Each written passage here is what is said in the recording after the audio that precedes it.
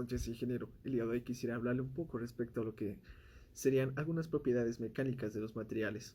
En el mundo de la mecánica, uno de los enfoques más importantes para la fabricación e implementación de estos elementos en nuestros trabajos mecánicos serían las características y propiedades mecánicas de cada elemento, debido a que cada característica molecular que esté presente va a inferir directamente en cómo trabajemos con este en nuestra maquinaria. Pero ¿por qué es tan importante? ¿Qué es lo que le hace importante? ¿Por qué debemos elegir inteligentemente cada uno de ellos? Es porque cada uno tiene una característica especial. Cada uno tiene una capacidad deformante o una capacidad elástica propia de sí mismo que no caracteriza en otros elementos. Puede ser un buen ejemplo la capacidad de resistencia hacia la oxidación, como serían aquellos materiales ricos en cobre, o la resiliencia de algunos otros. Estos son algunas pequeñas características, pero no es algo que vayamos a centrarnos en esta pequeña exposición. El día de hoy quisiera hablarle un poco respecto a lo que es el esfuerzo. El esfuerzo es una capacidad o una fuerza resultante sobre un elemento o un área de trabajo. Cuando nosotros ejercemos una fuerza o una presión sobre cualquier objeto, este va a crear una resistencia o una acción directa en contra de esta, basado en la ley de Newton, que sería la tercera ley, en la cual está hablando directamente de lo que es cada acción, hay una reacción.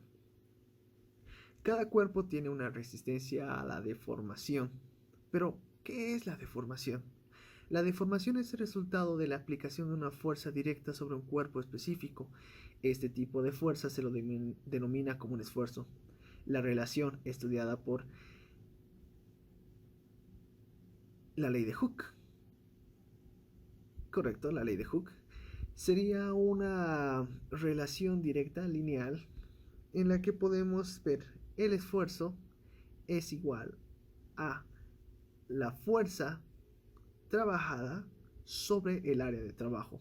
Es decir, para analizar el tipo de esfuerzo que estamos realizando, vamos a analizar la fuerza aplicada en una área de trabajo específica, sea cual sea el área.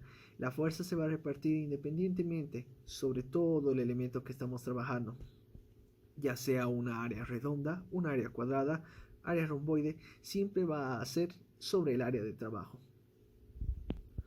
Ahora hablaremos un poco respecto a lo que es la capacidad deformante o la deformación. La deformación es una capacidad, una característica que presentan todos los elementos físicos existentes ante una respuesta de una fuerza o un esfuerzo. ¿Qué es la deformación? Es una capacidad, es la capacidad de admitir el cambio dentro de sus capacidades, ya sean volumétricas o simplemente su forma. Todo elemento, sea cual sea, va a presentar este tipo de capacidad deformante. Sin embargo, la apreciación es mínima en aquellos cuya resistencia a la deformación sea superior. Pero, ¿cómo caracterizamos de que es una fuerza superior? Tenemos un claro ejemplo cuando ejercemos una fuerza directa sobre un elemento que es rígido. Podríamos aplicar toda la fuerza que tengamos en un metal totalmente denso y no podríamos crear ni siquiera un doblez o siquiera desplazarlo un milímetro, debido a que la fuerza ejercida por nuestras manos no es superior a la capacidad deformante del mismo. Para eso necesitamos crear una fuerza lo suficientemente fuerte, lo suficientemente superior para romper esta capacidad deformante y crear una deformación. Para eso los seres humanos hemos creado nuestras maquinarias, que han sido un avance específico y muy importante en el avance tecnológico del mundo. Gracias a esto hemos podido crear maquinarias impresionantes en todo el mundo. Pero, ¿cómo analizamos este tipo de cambio de deformación? La ley de Hooke podría darnos una pequeña ayuda. Sabemos que para esto tenemos que tomar en cuenta que es una fuerza ejercida en un área. Muy bien, la fuerza que vamos a ejercer en el elemento va a crear un desplazamiento. Este tipo de desplazamientos lo vamos a utilizar en un modelo de Young, el cual toma. El modelo de Young especifica que es el esfuerzo de la tensión sobre la deformación por tensión. ¿Qué es la deformación por tensión? La deformación por tensión podríamos tomar en cuenta como una capacidad porcentual, que es como se lo toma en el mundo de las resistencias de los materiales, como la variación de la longitud o la variación volumétrica que el elemento ha tenido sobre su longitud inicial. Es como la apreciación directa del cambio que ha sufrido el elemento directamente, producto de la aplicación de la fuerza. Por lo tanto, para calcular la capacidad de deformación, tenemos que calcular cuánto se ha dado de esfuerzo tensionante sobre la deformación que ha sufrido el elemento. Existen muchos tipos de cambios deformantes. Los más importantes podrían considerarse un efecto de compresión. Pero ¿cuál es la naturaleza de este tipo de efectos en los cuales existe tanto compresión como alargamiento, una tensión y deformación compresiva? Este tipo de deformaciones se basa principalmente en un cambio tanto en X como en Y. Los tipos de deformaciones no son simplemente cualitativas, también podemos ver que las deformaciones son volumétricas. Cuando un elemento se encuentra sometido a una presión elevada, tiende a que las fuerzas de tensión ya no sean tensionantes, sean unas fuerzas volumétricas que rodean al elemento y lo alteran en todas las direcciones. Siendo esto un buen ejemplo cuando un buzo o un submarino descienden al lecho marino. ¿Qué es lo que pasa? Cuando un buzo desciende lentamente, la presión del agua comienza a aumentar. Es una relación directa de la presión en función a la altura obtenida. A más profundidad uno vaya, la presión será superior. Pero, ¿qué tipo de reacción va a tener esta presión sobre el buzo o el elemento volumétrico que está disminuyendo? Ojo, no solamente ocurre en el agua, ocurre en cualquier tipo de gas. Incluso en la situación en la que nos encontramos como seres humanos, nos encontramos frecuentemente partícipes de este tipo de cambio volumétrico, porque la presión es algo que se encuentra en todas partes. Muy bien. Cuando el elemento se encuentra sometido a una presión superior, el volumen interno del cuerpo desciende, es decir, comienza a comprimirse en alguna forma. Por lo tanto, tendremos esta relación con un índice negativo. Primero tendremos que aclarar qué es la presión en un fluido. La presión en un fluido es igual a la relación que existe de la fuerza ejercida sobre el elemento, sobre el área de trabajo, en este caso el cuerpo volumétrico. ¿Cuánta área está ocupando? En base a esto podemos obtener lo que sería la deformación volumétrica. La deformación volumétrica, al igual de lo que tenemos nosotros la deformación común, podemos tomar una relación que es el cambio volumétrico que tiene sobre el volumen inicial. Es una diferencia volumétrica que ha sufrido el elemento en el punto A hasta el punto final. Si unimos estas dos situaciones y basándonos en lo que sería la ley de Hooke, el modelo de Young, podríamos encontrar el módulo volumétrico. Vamos a llamar al módulo volumétrico como la letra B. ¿Por qué la letra B? Porque es es la forma en la que llaman ciertos textos. ¿Pero qué es? Es la relación del esfuerzo volumétrico sobre la deformación volumétrica. Si hacemos una relación, es lo mismo que tuvimos en el anterior caso, donde el modelo de Young es el esfuerzo de la tensión sobre la deformación por tensión. Como logramos apreciar aquí, el modelo volumétrico es el cambio de la presión, como ya observamos anteriormente, sobre el cambio volumétrico.